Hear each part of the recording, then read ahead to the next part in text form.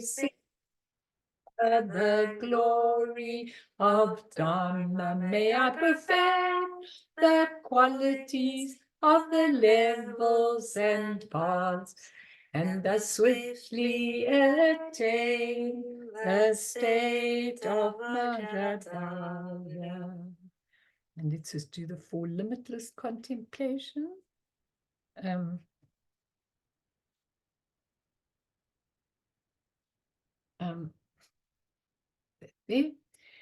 May all beings have happiness and create the causes of happiness. May they all be free from suffering and creating the causes of suffering. May they find that noble happiness which can never be tainted by suffering. May they attain universal impartial compassion, free of worldly bias towards friends and enemies. Sem jen damje dewatang dewe jutang den baju Dungal tang, dungal chichu tang tra waju tik, dungal mepe dewa tampatang mindra waju tik, nearing chak tang ni tandra we tang nung chimpo la ne pa che.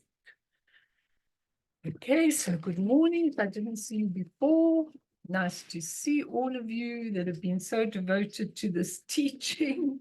And also, I'm gonna change next time as well to a new subject matter, maybe dreams or death. I haven't decided yet. But today, I've just called it, May We Reach the Pure Land of the Copper-Colored Mountain. And it's actually part 13, even though I haven't put the parts. So it's a lot of sessions. And then after that, I'm going to leave it and go on to a completely new topic, maybe dreams, maybe death. I'm going to see what is really what we do and make it maybe a bit simpler. I know that this teaching is a little bit hard and complex for people, but it is really, really, really worth it, especially as we get older and we are looking to create the Pure Land inside. I think this teaching is unbelievable, absolutely unbelievable. So I want to start today, and I think it helps with your daily practice, with a little story about Buddha and Mara told by Thich Nhat Hanh. And I love this story. I'm not going to give it all in detail.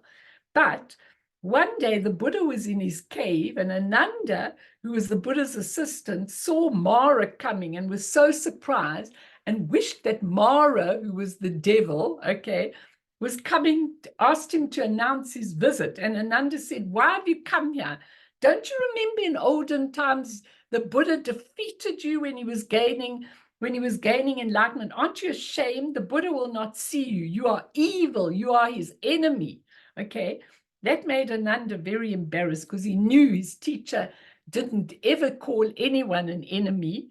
And he was hoping that the Buddha would say, "Tell him I'm not here." But the Buddha was very excited when his old friend Mara came for a visit.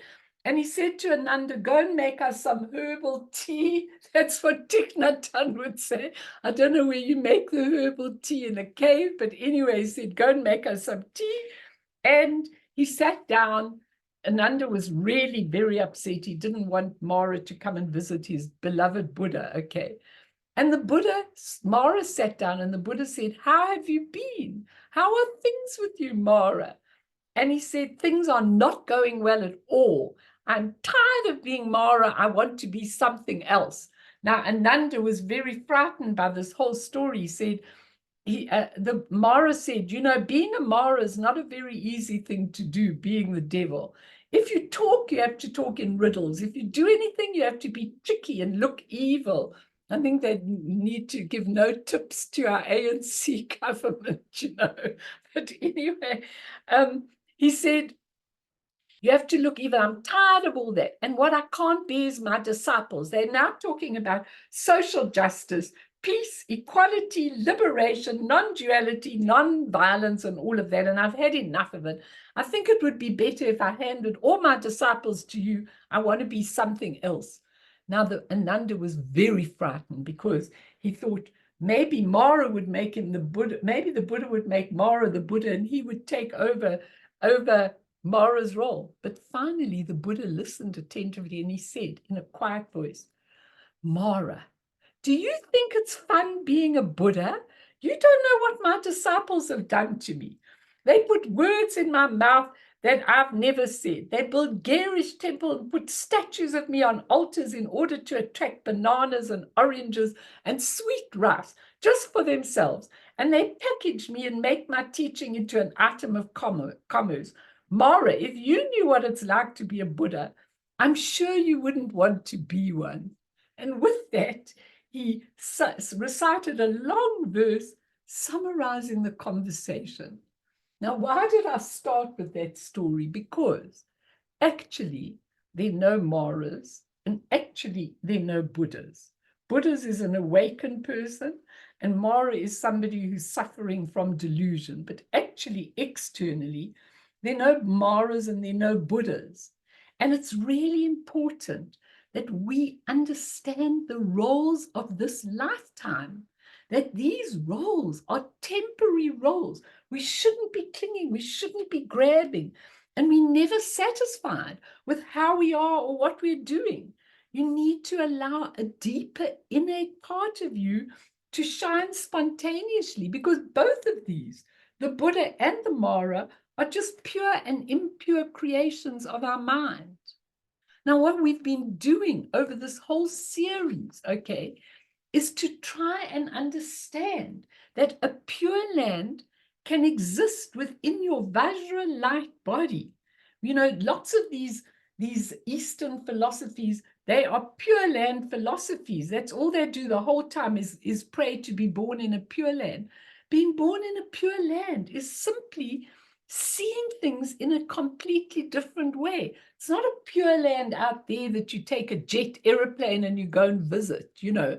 It's not like that at all. A pure land is when you do not see your roles, your dramatic roles in this life as anything but a temporary, transient thing through which you can give service to people, which is the main thing of what you're really doing in this life, okay? So there's a full description of a pure land in the Amitabha Sutra, and it is easy to think about it as a heaven, but it's not a heaven. It's not anything it's not anything outside. It's just the expression, the essence of our pure minds. Now, if you get that and you get nothing else, then this was worth it, this teaching. And the difference about the copper-colored mountain to say Devachen is Amitabha's land, and then Chenrezi's on the next level, and then Guru Rinpoche is on the third level in a near Manakaya land. And the difference between them is that Guru Rinpoche's land is also described as a land of Rakshasas and cannibals. So it's interesting when you do your aspirational prayer, because there's always the cannibals and the Rakshasas around, and skulls and blood and things like that around the pure part of the land. But that's also pure. That part, all the Rakshasas are in a beautiful life. Those are our foul thoughts when we lose it, when we lose our temper, when people murder, or people are angry, or people are jealous, or people are anything. That's what surrounds us. That's what's in us. So we have to learn, not somebody sent me a text the other day and said, Melanie, I want to understand what emotions mean in Buddhism. Okay, the only way I can answer that is to shook on the audio of the WhatsApp, because I can't type that all up. So I just said to, depends how you look at emotions. If you look at emotions on the Svavakayana level, you have to go away from them. You have to get rid of them. If you look at emotions on the next level, you are transforming them into something else. I'm talking about the negative emotion. And if you go right to the top level, then emotions self-liberate. The negative emotions self-liberate. It means they liberate of themselves if you just let them be, and they just dissolve back into emptiness. It's so important. And I wrote this and I said to you, you can look at it in any way. If you want to go away from the negative emotions, that's absolutely fine. That's a good start for your Buddhist path. But if you want to really see them for what they are, then we know out of the essence, everything that comes out is totally pure. If we see it as anger and jealousy and pride, then we are just caught in the land of Rakshasas, in the land of cannibals. Now, when it says to you in the whole history of the Kapakalibana, when you go, one of these beautiful dakinis will come and fetch you, and then you will go straight past all the Rakshasas and the cannibals. It depends, because when you see them, do not get afraid, because they'll be terror. You'll see them as terror. They're just the things you dropped from your negative mind. They're nothing. If you are able to see yourself as awakened and pure, they'll mean nothing. And if you start training your mind to see everything, to wake up, not to see it through your impure, illusory vision, which is always everything's terrible, there are wars, there's fighting, there's all these sort of things. But if you start seeing it, everything as the pure, the beautiful deities. What are deities? Are deities little beings that are in statues that give you favors? No, they're not. They're not at all. The deities are your qualities, your internal qualities. They just stand like that so that they can wake you up to your own internal qualities. So when we see the world as a place of all the peaceful and wrathful deities, the wrathful deities are there too. And who are they? If you look deeply into the wrathful deities, like into your negative emotions, you'll see that the wrathful deities are none other than the beautiful deities. And the deities are nothing except the union of the essence, which is emptiness, and its appearance. They're just the union of that. That's what a deity is. Even Guru Rinpoche is just the union of emptiness and appearance. That's all they are. And in that light, we hear all the sounds as the sounds of mantras. And we see all thoughts, whether they're negative or positive, as just a display of wisdom. The thoughts that we have, even the ugly thoughts, are just a display of wisdom, beautiful, luminous wisdom. And when we realize that, we are there. We are there. It's nothing external.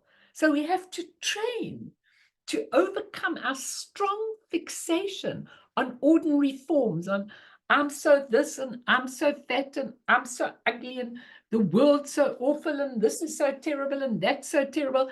We stop fixating onto the ordinary forms, and it's the end of the clinging to phenomenal experiences as phenomenal experiences as real, inherently real.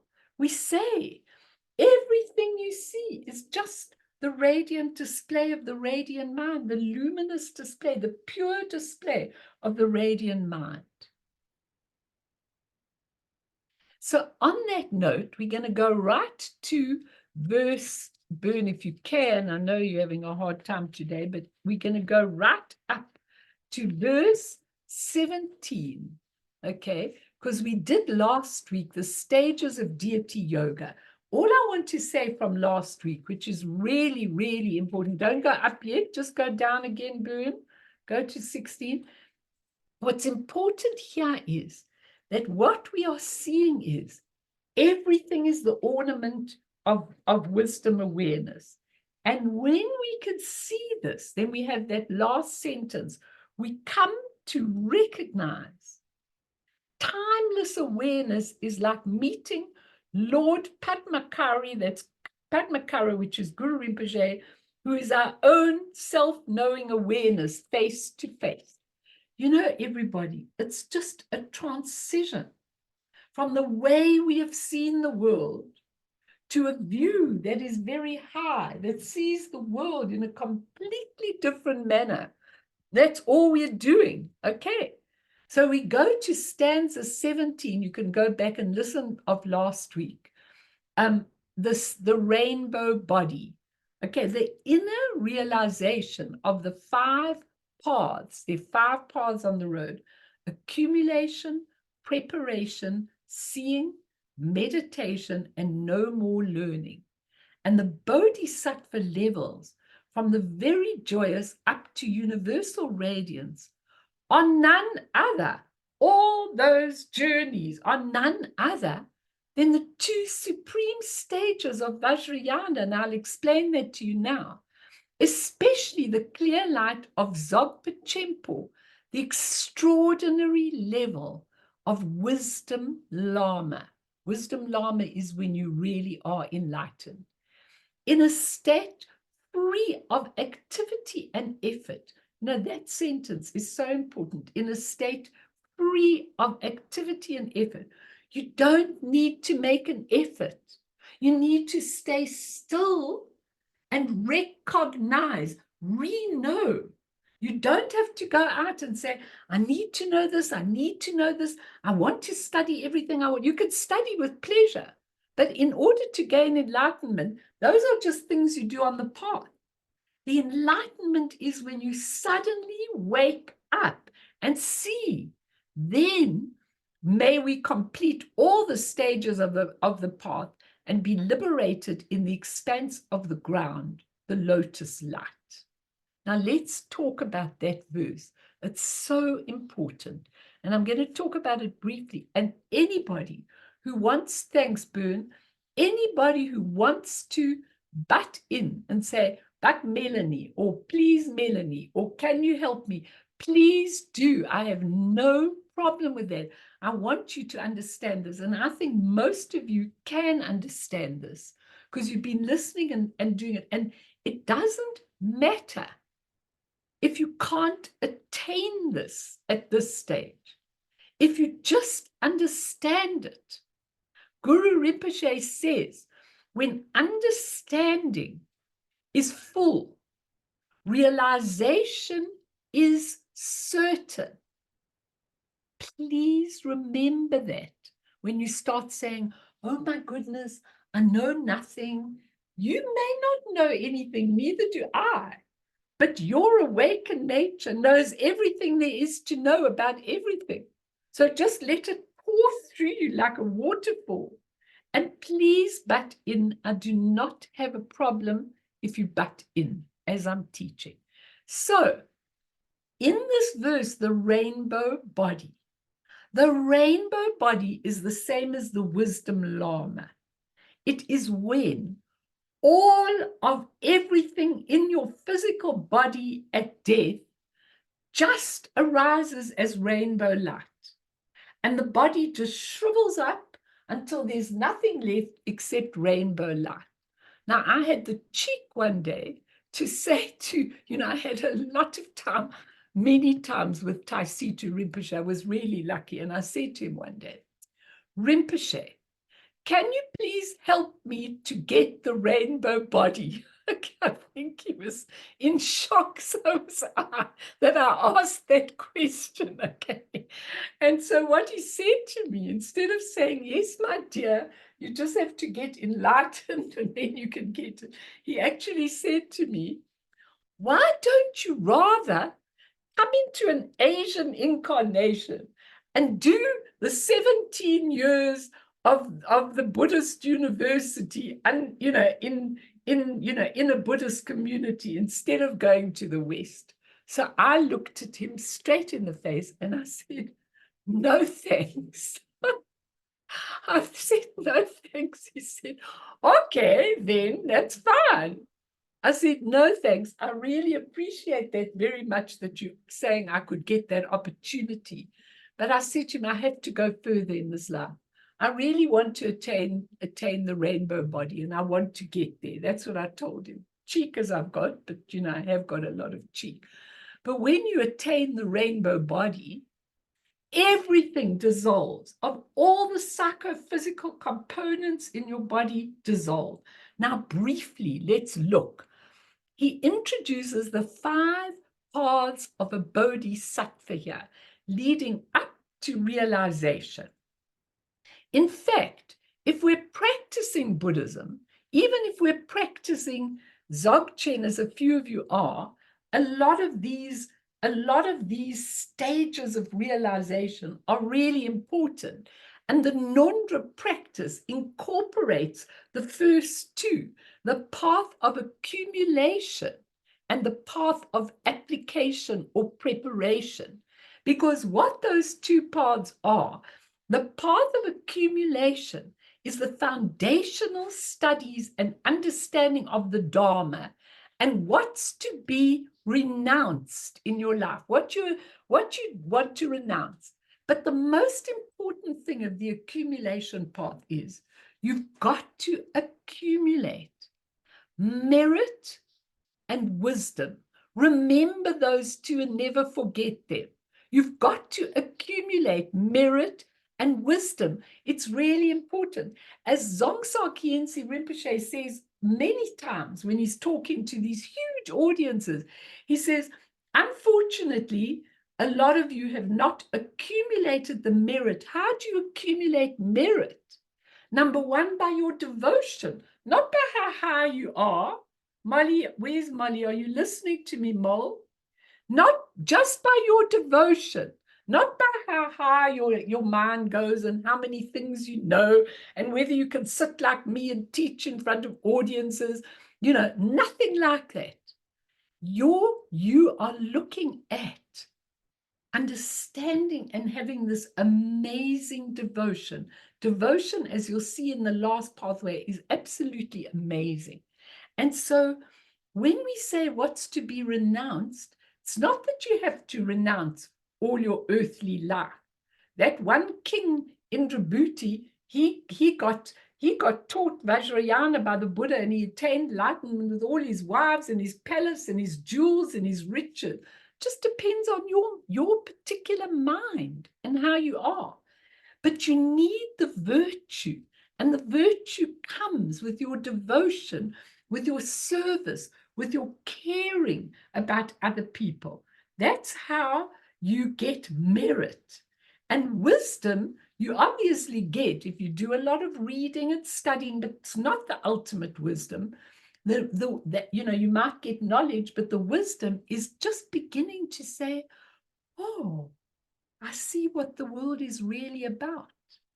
I see this anger differently. I see this pride differently. I see this clutching differently. Just by that, you accumulate. And on the path of application and preparation, you acquire experiential insight into cultivating that beautiful altruistic mind that aspires for awakening. And how do you do that? You gain conviction in impermanence and no self. Go back if you want to my Tuesday nights when I was talking about no self, and those talks are really give you all of that. And you don't solidify everything in your world. You're starting on the path of application and preparation. If you do the four foundational practices, the preciousness of human birth, impermanence, karma, and how samsara puts our head on a block. If you do those four foundational practices, you are applying and preparing your whole mind in that time. But I've got to say to all of you that I've started on the path of Mahamudra and then landed on the path of Dzogchen. And Mahamudra goes through all these phases, and they drove me dilly. The phases drove me dilly. I really tried very, very hard to do everything. You had to meditate on a pebble. You had to meditate on a stick. You had to, you did all these things. And I kept thinking to myself, and some people do it so beautifully, and I really admire them. And Lama Yeshe, when I went to him and I said, I can't do this, he whispered in my ear, said, don't you dare tell anybody, neither can I. He told me he also can't do it. Why? Not because he was lazy and not because I was lazy. It's because when I came into this life, I knew there was more than met the eye, or at least at a particular age. I knew that this world wasn't exactly as we see it. And so I need to jump right there into the enlightenment. I need to jump into that. I know that's what I need to do. But some of you need to go carefully along the journey, and that is fine and beautiful, okay? Fine and beautiful. Please don't think I'm telling you that's no good. Because when you come to the path of seeing, the third of the 5 stages, that's the end of your conventional experience of the world as we know it.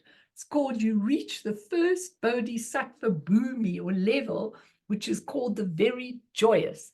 And you attain non-conceptual realization of emptiness, but it's still not a fully enlightened state.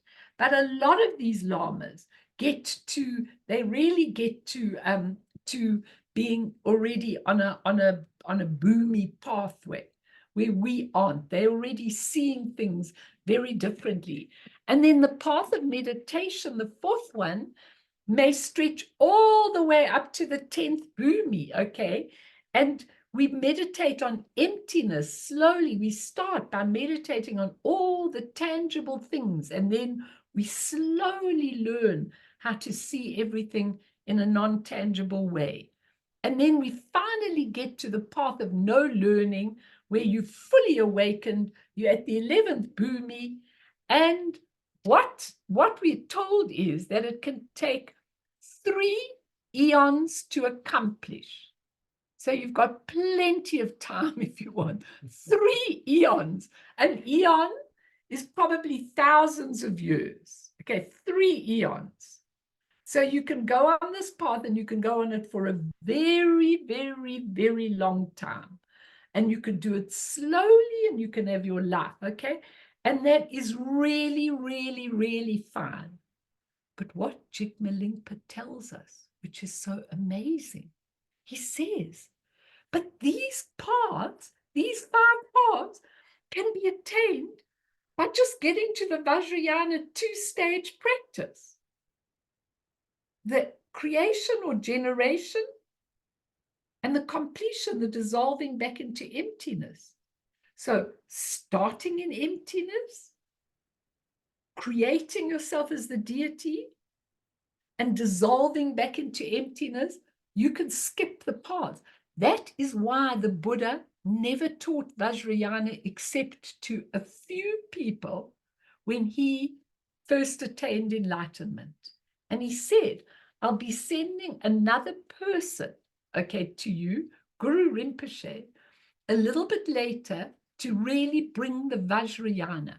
Now, if you could understand, and trust me, I've pondered this for a very long time. If you took the Guru Rinpoche practice that we did today, and you read the English, don't do it as a practice, just read the English like Karen does. If you read the English, you will find all of this in there. It's unbelievable. Okay, it's unbelievable. I'm coming to the next level, which I'm going to do very, very briefly. I'm not going to give you too much of it. But when you look at Vajrayana practice, a lot of you say, I can't be bothered. I'm not doing this deity practice. It's strange. It's foreign. I don't really believe in deities and Buddhas and all of that kind of thing. You've lost it if you say that. Because the fact that we have this, and the fact that when the next Buddha Maitreya comes, and some of us are still battling along, he will not bring Vajrayana. He will bring Maitri, which is loving kindness, and the slow boat to China. All these pathways, the slow boat to China. But if you jump into the Vajrayana and you really understand, instead of saying, I don't want to do deity practice, I don't care if you don't do deity practice. As Zongsa said, and it's so beautiful, I brought it, it's written down here. He said, he said a lot of this is answered in his book. I haven't read his book, but it's called The Guru Drinks Bourbon. Okay, I'm going to get that book. I want to see what he says in The Guru Drinks Bourbon. Okay, He says, fundamentally, deities don't even have anything to do with Tibetan culture. Remember, when the Buddha introduced the deities, when he was talking about Buddhism, he was only doing it because the Hindu culture needed all the gods. And so he was introducing it so that it wouldn't be too foreign, because the Hindus needed, I need a god of this and I need a god of that. And so he gave that. But actually, the deities symbolize the union of emptiness and appearance, the union of those two. And so whatever deity you're doing with that particular quality, if you're doing Tara, every day I talk to Tara, the Taras that I do white Tara and green Tara, and I really begin to learn what they are like inside me, not what they're like outside me. And when you understand this practice, you actually will go, wow.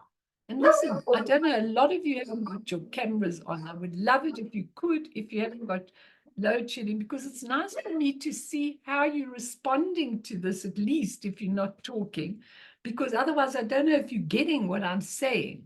Okay. But I really, this is such amazing teaching. And when I can only see your names, I can't see how you're responding. So I would appreciate it very much if you put your cameras on, if you can. Okay. So that is Vajrayana. But then the verse goes on to an even higher level, because the highest of all the tantric Vajrayana practice is called Ati Yoga or Dzogchen. That's what it's called, okay? And that corresponds to the path of self-liberation. What does it mean? It means it liberates by itself. It is non-action. It has no need for you to intervene. It has no need.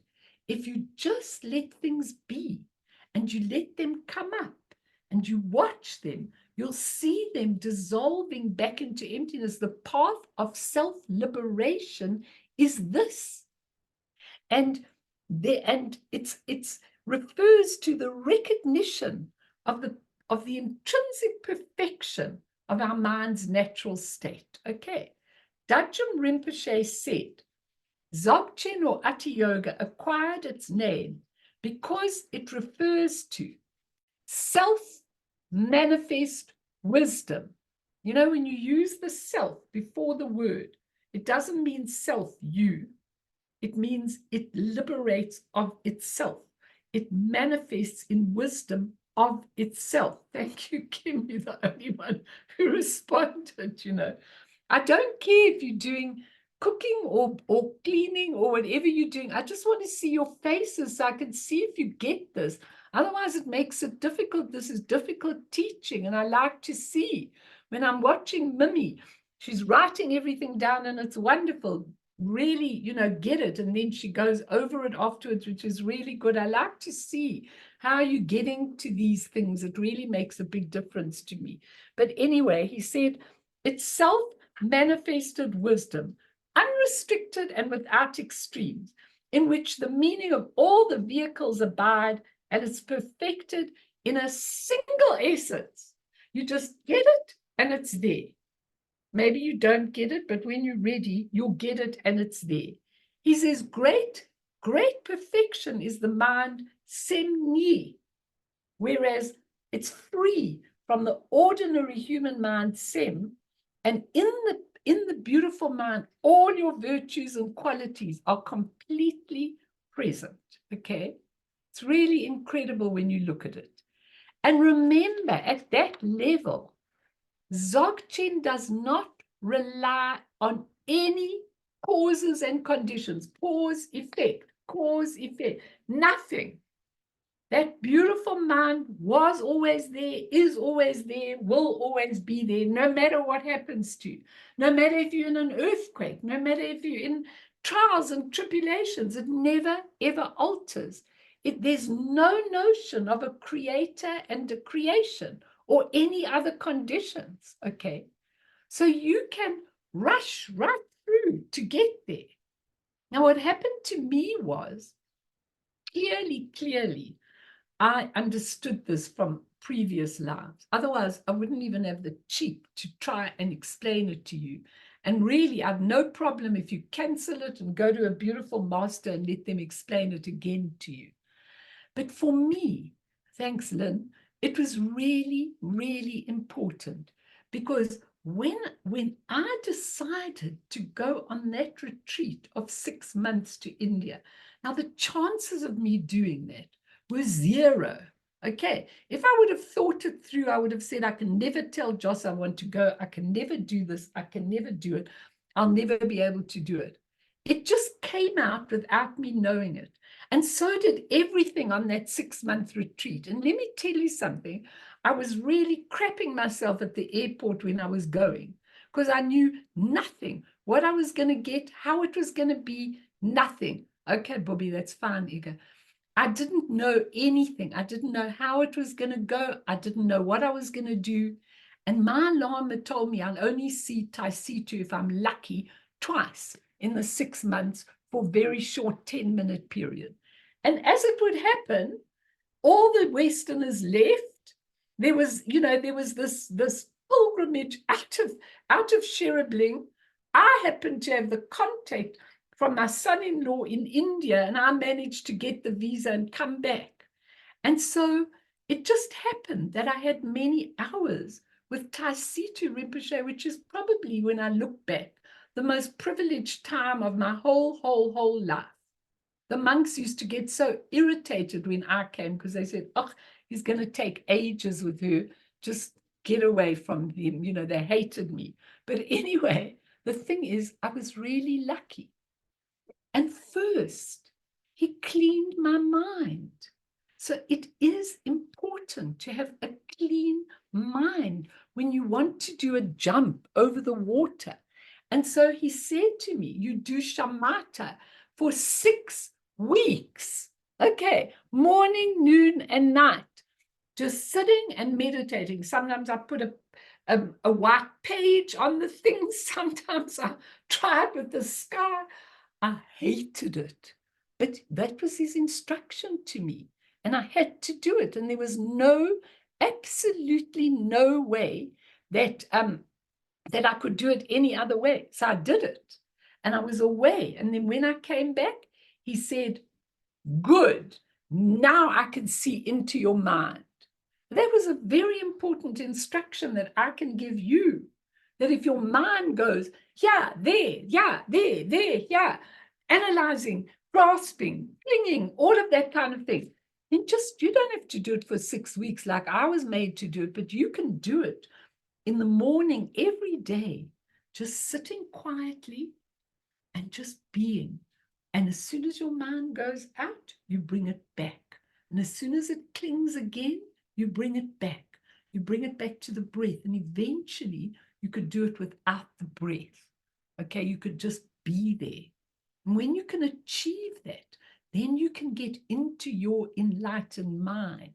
Okay, so it's very important. And one of the things, so when he asked me, what do you want next? He asked me, what do you want next? I go, I ask for the Dzogchen empowerment, but I don't even know what it is. It's coming through me.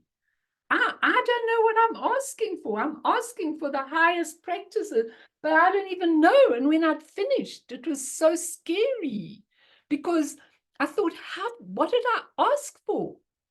And then he looked and he looked and he looked. And what he was doing was, he was obviously going through my records over the lifetimes. And I thought, what have I done? I was sweating. Okay. And then he said, okay. The minute the okay went, my mind opened up. Even before he gave me anything, he said, I won't be able to give it to you for a while, because I want to put it all together nicely for you. And then he gave me about 2 hours on my own, which is completely and totally unheard of. It's unheard of, okay? Nobody has it. And I'm so grateful. I'm so grateful for that. The minute he said, okay, even before he introduced me, my mind just opened up. I started to see colors in the sky. Things were very, very strange. I didn't know what was happening to me. I was really in a very strange space, okay? But that was the turning point of my life. So it was for me like at that point, all the things I'd done, all the talks I'd given, all the organizations I'd been involved in, all the spiritual paths, my Judaism to everything, all of it came together in one go. Why? Because at that point, that was where I understood that all of these things that we go through, our Judaism, our Christianity, our this, our that, our the other. I've just been seeing somebody who's a reborn Christian. My God, I put my hands like this after she went, and I thought, how am I going to change you? You've got this faith in Jesus. That's wonderful.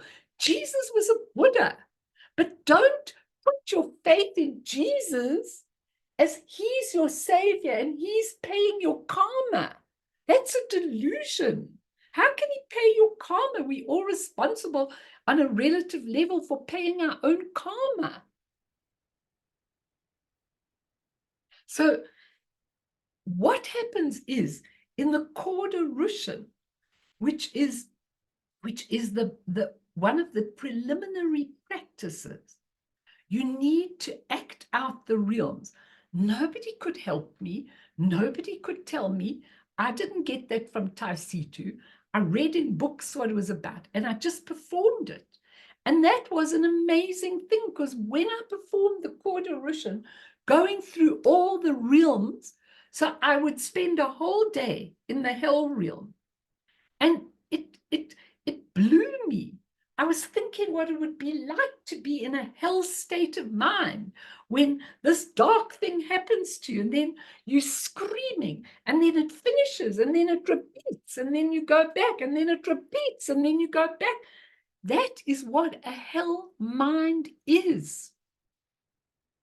And you had to act it so that you understood it well. I can never stop when I see people who come to me and they say to me, I'm in the most terrible state, and this is so terrible, and I can't do this and I can't do that. It's because their mind is in a hell realm. And how'd you get out? How'd you get out of a hell realm? You just say one thought. There must be more to life than this. And you're out of the hell realm. And so I did each and every one of them, the hungry ghosts. When I was a hungry ghost, I really could understand how people go after things. They think they're going to make them satisfied. They think they're going to get whatever they need. And they can't get enough. It never, ever changes them in the hungry ghost. And the animal realm's an interesting one, because I won't talk about it now. It'll take too long. The jealous God realm. I mean, when people are jealous, my God, they're obsessed with jealousy all the time. Whoever's there, whoever's doing whatever, they're obsessed with jealousy for them instead of understanding where they are. They have earned the right to that. You don't have to be jealous. Admire them by all means and learn from them. Do you know what I'm trying to say, everybody? It's so important. And when you do that, there are two levels of practice right at the top. One is trekchor and one is toggle. I'm not talking about them. Just to say, trekchor is the pure space, the pure clear light that you do the practices to get the pure clear light. Toggle is the expression of the clear light in rainbows and bindus and all kinds of awareness, and then the deities, and then the 5 wisdoms, and then the family. You actually see them in the toggle practice. So it's not something you're reading about, it's something you're seeing with your wisdom mind through these two. Remember, I read you that thing on the water bubble eyes. These are the water bubble eyes. They can see delusion, but they can also see pure everything. Okay, I'm not suggesting you try that, but I'm saying to you, I'm just showing you what it all is so that you can really, when you do that Toggle practice, the lamps inside you go on, and then you're able to see all the different things, the same as you see in the bardo of Dharmata. You see the same in the practice on this planet of what you see when you go into the bardo of Dharmata after dying. And so this very briefly brings you to what is called the wisdom Lama. Remember in the verse it went something about just let me see here. Sorry, it went especially the clear light of Dzogpa Chenpo, that means the great perfection, the great completion sometimes, the extraordinary level of wisdom Lama, in a state free of activity and effort. May we complete all the stages of the path and be liberated in the expanse of the ground, the lotus light. That is what we are asking for in that verse. So if you read this aspirational prayer, now I've taken it upon myself to read it every single day, okay? And it's really, really important because as you read it, if you read it with devotion, you'll see that you slowly but surely get to understand. Phew, I'm hot under the collar, okay? You really go and you get to a point where truly, truly, truly, you're able to see that light. And, it's really is the extraordinary level of wisdom Lama, which corresponds to the rainbow body. So everything inside you is transformed into the rainbow body, which is really important. And just to go on, which is so important, it's really, if you understand that the wisdom Lama illustrates the unity of the three bodies, Dharmakaya, Sambhogakaya, Nirmanakaya. Don't worry if you don't know them, it doesn't matter. And the three Lamas, the Nirmanakaya Lama is the physical expression of compassion, like the teacher. The Sambhogakaya is the inner Lama, the luminous clarity of one's mind. And the secret Lama, the Dharmakaya, is empty of primordial awareness. Now, when you understand all of this, fantastic, okay? I'm not asking you to understand. I'm just trying to explain the verses. And then the next verse, which is for all of you that found this very difficult, is the verse of the path of Buddhist devotion. We're going to do a meditation in a moment and give you time to talk. But the path of Buddhist devotion is very interesting because let's read it together, stanza 18. So these are for the people that don't know, but really want to go to Guru Rinpoche or at least Devat Chen. I mean, Devat Chen's wonderful to get to, but I want to go to Guru Rinpoche for sure. It says there, even if our spiritual horizon is insufficient for such supreme creativity, by making heartfelt aspirations and supplication prayers at the time of death's intimidating arrival, may we perceive dakinis, the female dancing messages of Padma of Guru Rinpoche, and may they lead us by the hand as they did with Lady Karshen and Gunanatta to the Lotus Light Palace. Now, okay, if you haven't, thanks, Bern, if you haven't achieved this, if you haven't achieved, that much, but you've done your practice and you're very devoted and everything, if you've got that deep devotion, really deep devotion, look, I've got deep devotion to Guru Rinpoche. Even Lama Yeshe Rinpoche, when I go there, he goes, when I ask him something, he says, why didn't you ask Guru Rinpoche? I said, I have, but he hasn't given me an answer yet. Okay, because I want the answer yesterday. But the thing is, he always says to me, if you've got Guru Rinpoche within you, of course, you've got everything. Okay, Molly, do you hear me? Because you said you suddenly had that awakening moment when you knew that Guru Rinpoche was everything in your life, okay? And he would lead you, and you will find the dakinis. If you've got the faith and everything else, they will come. When you go to Sukhavati or Devachen, male escorts come for you. When you go to Guru Rinpoche's copper-colored mountain after death, the females come.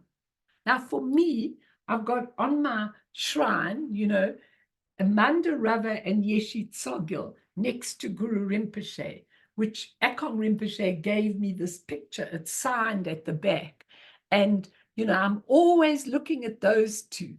I mean, Manda Rava, I copied her prayer out of the Manda Rava book, and it says in several instances, and she went to this universe, and 1,650,000 beings attained the rainbow body after she taught. Okay, so I go, I should have been there. Just come and take me when the time is right. And then I'm prepared to train under you for eons of time, as long as I could get there eventually. I mean, she used to get over 1 million people to attain the rainbow body in one go.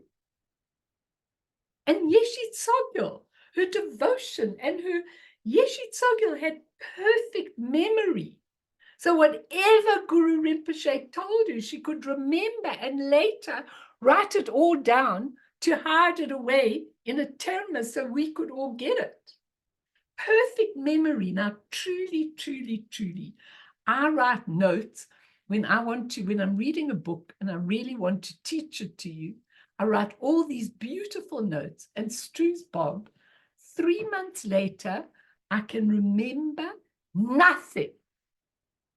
Thank goodness I've got the notes, because then I read the notes and then it kind of comes back, not perfectly, like I can see. I write little comments to the notes. I don't know what those comments mean 3 months later. Okay, I've forgotten I even read the book. Now, she had perfect memory, and perfect memory is one of the qualities of our enlightened minds. Perfect memory. Can you imagine? You just remember absolutely everything. God, what a wonderful thing. So when they say Guna Nata or Yeshi Tsogil, what if you've got deep faith, and if you keep doing, he says, the frequent recitation of the prayers, like if you do the 7-line prayer every day, lots and lots of times, you make that connection, all the Guru Rinpoche prayer. That's why I did it today, because I wanted you to see. Go and read the English of that practice we did today. It's phenomenal. You'll see all of this that I'm telling you is in there. It says, when by the practices of the pure light and the leap over. Togal's called leap over. Okay, so when you get the clear light of the trekchor and the leap over, it's all in that prayer. That's what taught it to me, by reading that prayer. And really, really, really, Guna Nata was the royal physician of Tristan Detsen. And she was very famous, so was Yeshi Tsogil. And when Yeshi Tsogil achieved the wisdom Lama, which was the rainbow body, her body dissolved into light, and her physical remains, even her teeth, nails, and hair, transformed into pearls so that people could get them. Just to give you an idea, I mean, it's amazing. So if either of them come to fetch you, if any of you die soon, and I'm so distressed because so many people, our little Karen has really, really been ill. I'm very upset about it. And I don't know what we could do to help her. But for me, what is important is that you are ready. In any eventuality, you are ready you understand. When you're dying, you know that what you're going to do is, if you're going to the copper-colored mountain, going to Devachin, doesn't really matter as long as you know that you are going to see your true nature and recognize it and wake up. That's the important thing. It's really, really important. People are getting bumped off. So I think that he then seals I'm going to give you a meditation now, but he seals the aspiration prayer with your devotion, you can read it. And the aspiration prayer typically conclude with a declaration of the statement of truth, the desired outcome. So whenever you have the end prayer, the aspiration prayer, it's like, may all beings find their way to the copper-colored mountain. That's his prayer, Jigme Lingpa. And the colophon is where he's sitting in a cave. And what happens is that Yeshe Tsogyal and Guru Rinpoche come together. Don't even worry about it. It doesn't matter, Boone. You can all read it in your own time. Let me just give you the teaching. Guru Rinpoche and Yeshe Tsogyal together give this prayer to Jigme Lingpa, who's sitting in a cave, because they know he'll understand it, he'll transcribe it, and he'll write it. And that's how we get it. And it's such an amazing thing, because it's the secret path to Padmasambhava's pure land, and the potential for each sentient being to become fully awakened as soon as you get rid of the elimination of all your rubbish. It's so important. You can never see the sky until the clouds are gone. You can't see this until you really look at your own rubbish. What am I doing over and over and over again? What's my habit momentum? What am I doing? How am I doing it?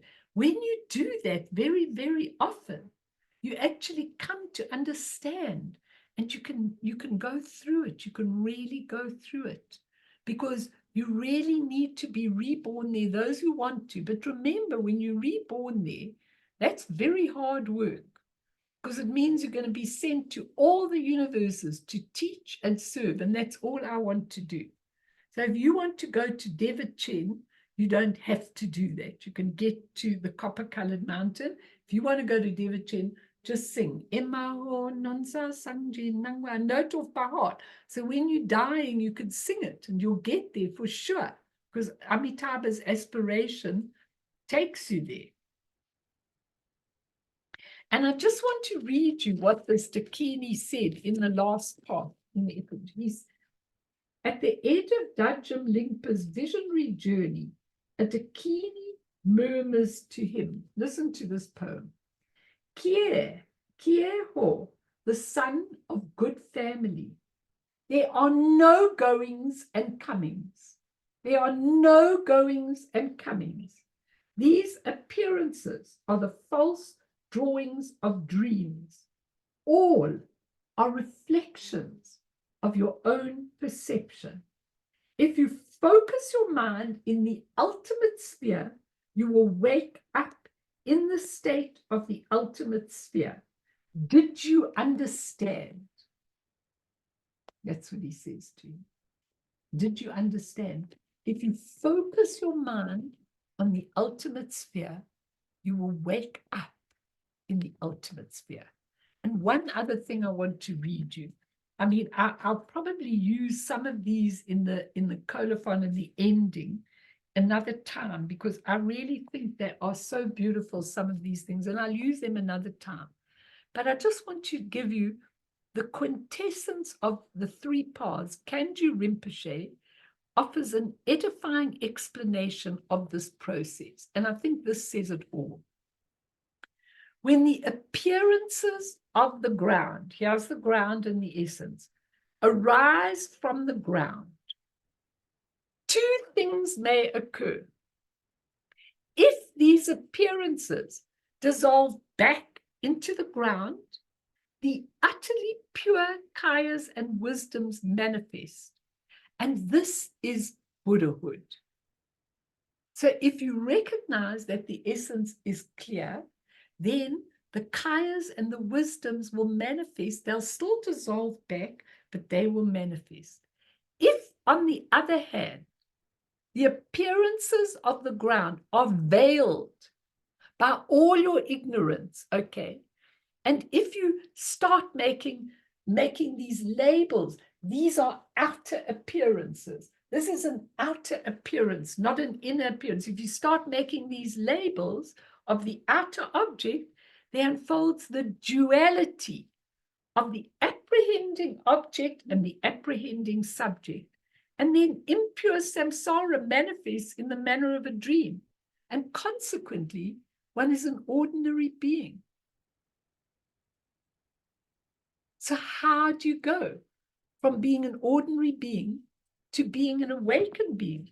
You just recognize that out of the essence comes the luminosity, and that if you can recognize, know that it's pure, and know that it's not something outside of you and you're here, then you're free. Simple. Are you smiling, Ega? That's how I like to see you. Because if you see that all these things that are happening to you, I'm not talking to you, I'm talking to everybody. If you see that all these things that you're going through and all this crap that you're going through, and it's all absolutely true, and you're a victim, and there are all these terrible things happening, and why did I go to this parent, and why didn't I go to this, and why has this person responded to me like that, and why has that person done that? If you see it like that, you carry on as an ordinary sentient being. That's all. And then you come into the bardos. I'm going to do the wheel of life again tomorrow, but maybe in a bit of a different way. You come on that wheel of life, and it turns again into the next incarnation. Same old stuff, maybe worse, maybe a little better, maybe with a few good things and everything, and start the whole cycle again. Well, I don't know about you guys, but I've had enough. I've really had enough. I don't mind coming here, but I don't want to come here and be bound by all these things. So probably, I mean, as David isn't here today, and he said to me, yeah, but Melanie, you're teaching very esoteric things, but a lot of you have been with me for a long time, and maybe they are esoteric things, but isn't it time that sometimes we get these things? Can't always protect you. When I teach the relative teaching, karma, rebirth, wheel of life, self, not self, then everybody wakes up and everybody goes, oh, this is so interesting, and I like this. This is very interesting. It's enough. It's enough. I mean, we do have to teach like that. But if Mipam Rinpoche said that time when he was dying was a very bad and non-meritorious time, and it was like at the beginning of the 20th century or something, I'm frightened to even think what he would think about now and our merit. You can only get this teaching if you've got merit. So clearly, all of you have got that merit to understand this, otherwise you wouldn't have got here. Something would have broken down in your computer, you would not have got here, and you would not have got the teaching. So use it.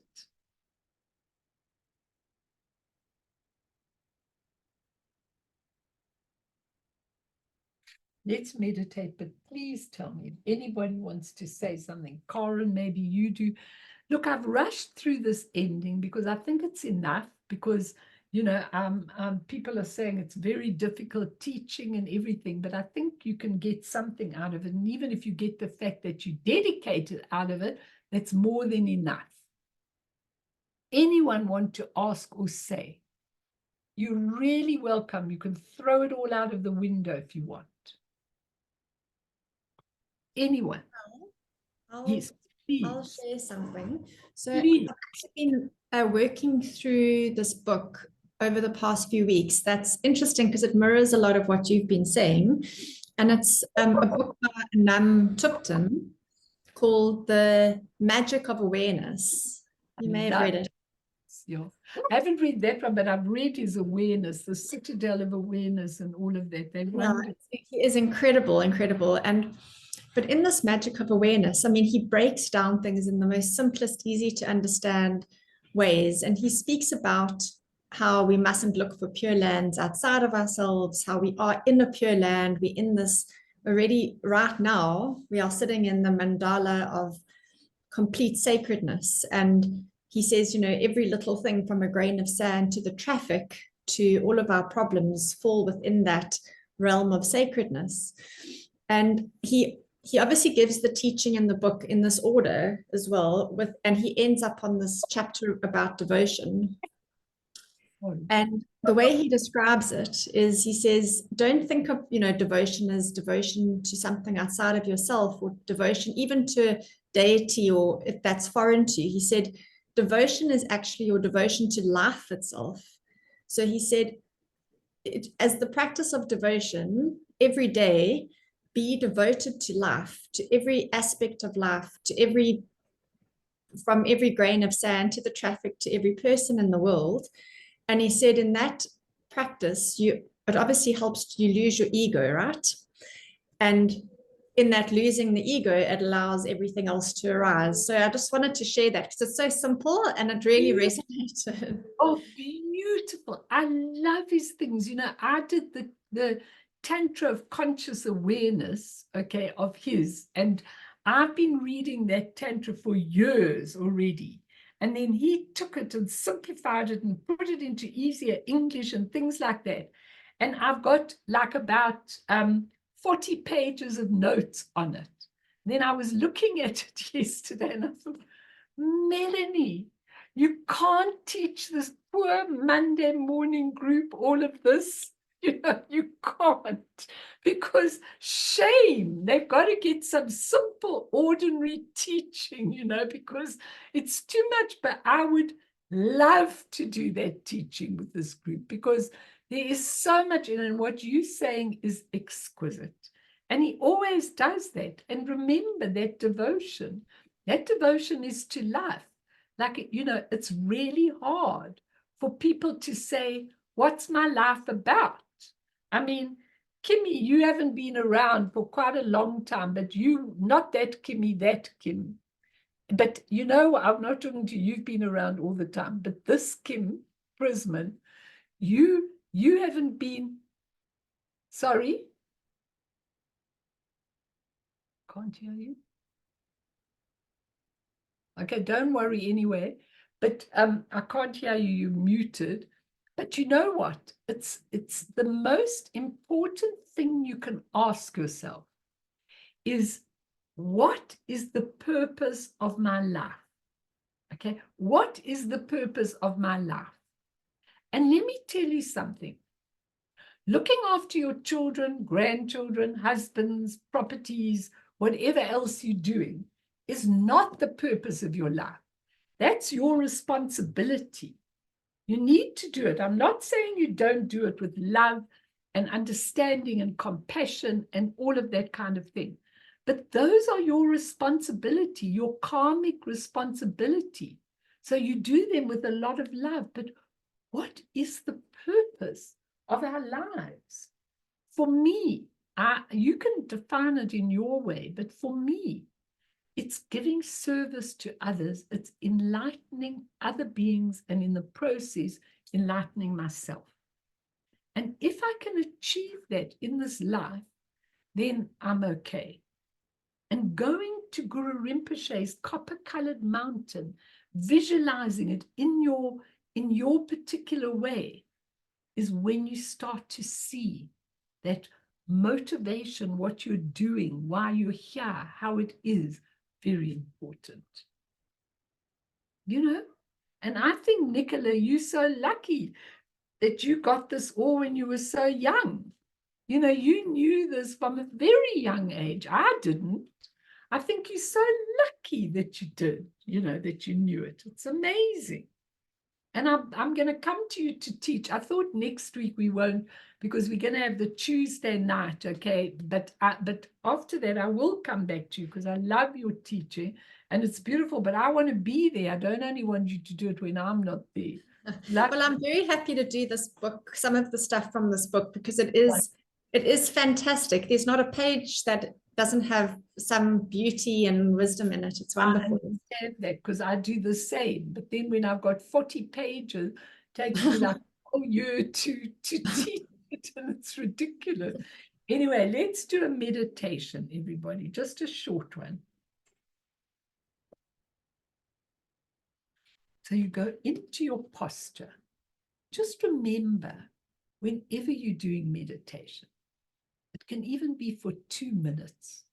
It can even be when you're walking. It can even be when you're sitting at a bus stop or sitting and waiting in a doctor's room. It doesn't really matter. All that it is becoming present. And all that our lives are about is not being present. Our lives are about a rush, a mess, having to do 1,000,001 things, having to please people. Our lives are all about that. Being present is when you're not touching anything that is in your present life, but you're open and spacious, and your spinal column is totally straight. Because if your spinal column is bent, then you can't let the energy winds run through it. The energy winds are on the left in women is your negative emotion winds, karmic winds. On the right is your wisdom winds, but not the pure wisdom. And right in the center is your non-dualistic column, where the energy winds are pure wisdom winds. With the prayer, let illumination dawn as wisdom. So breathing in to the count of 3 or 4, breathing out to the count of 3 or 4, and checking that body. Not even one muscle is tense. You're actually just allowing yourself to relax. You're checking from the top of your forehead, going right down your body, your neck. Check your forehead to see if it's relaxed. Your mouth, your shoulders, relax. Your feet, your legs, your arms. Just let it all hang out, as though you were allowing yourself to unburden. Because elimination means there's elimination and realization. Elimination means you allow the clouds of your obscurations to dissolve, so that the blue sky can manifest absolutely, exquisitely, unhindered. And when you allow it to manifest, there are no obscurations, no negative emotions. They've all dissolved into the clear blue sky. So as you're looking into the clear blue sky with wide open eyes, begin to understand that everything that is expressed from this clear light is pure luminosity, awareness. Wake up, waking up to the truth of absolutely everything in your life. Not fighting, just for 1 minute, ponder non-action. It means no effort, no doing, just being and allowing. As I say the word allowing, open your heart, open your mind. See the spaciousness and the emptiness of your pure, clear mind, full of possibility, full of absolutely beautiful luminosity. And be aware that everything that you're looking at is made of the same essence. And that if you let your spinal column be straight, the non-dualistic energy winds can flow through your being. No more you and me, good and bad, creator and creation. And when you get into these sublime, appreciate the sublime qualities of wakeful awareness, then the glorious copper-colored mountain will manifest right inside your Vajra light body. We can visualize it as an outer visualization, or we can see that in Vajrayana Buddhism, the mandala, the real round mandala, represents the Buddha's body, speech, and mind, and our own awakening into that reality. The copper-colored mountain is absolutely a manifestation of an awakened mandala with the 5 wisdom families and everything that we are. Feel it in your heart with absolute devotion and allow it to manifest right within you,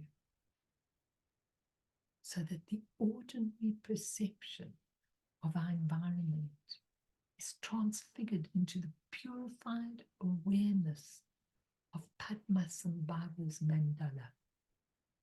And then the Pure Land becomes a means of entering into harmony with all his teaching, and urges the mind in a skillful way to allow all the negativity to dissolve and to finally reveal that inner sanctum, unity with all internal and external phenomena that never waver from the state of emptiness.